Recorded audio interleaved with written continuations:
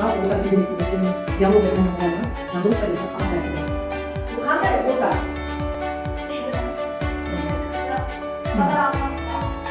Ал мынау мына жағы. Жалпы сол екеуі бір бірінде қандай күйге келу керек? Басындағы қарым-қатынас. Адам экожүйенің бір бөлігі. Қазір дәптерлерімізді ашып, сабақтың тақырыбын жазалайық. Құжаттағы құбылыстар, өзгерістер абиотикалық факторға кіреді. Жақсы, өте дұрыс. Отырамыз. Келесі, жақсы осы келесі факторды. Қандай фактор? Жақсы, қазір. Екінші, биотикалық. Құлықтар ұйымдастыру. Өте жақсы. Қалай жетейік? Моносахаридтерге, дисахаридтерге, полисахаридтерге. Жақсы.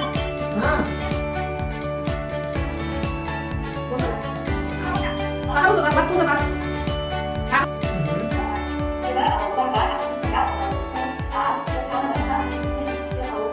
Бірақ нақты айта алмайсыздар, иә? Бұл қаншалықты не әсер етуі мүмкін?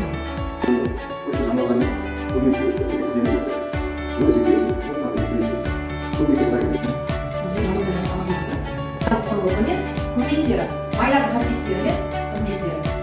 Сабағымыздың оқу мақсаты майлардың химиялық құрылысы мен қызметтері.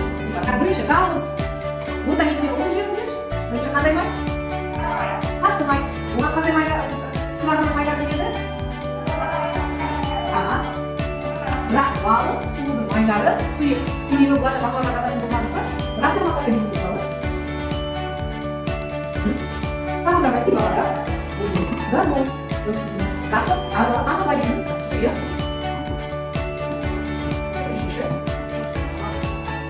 Жақсы, осы кестені дәптерлеріңізге сызып, балалар мыналардың толық сипаттамаларын содан мысалдарды қысқа жазасыздар.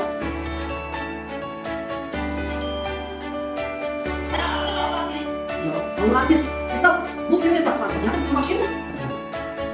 Осымен бүгінгі балалар сабағымыз аяқталды. Сіздерге көп рахмет сабаққа қатысқандарыңызға. Сау болыңыздар.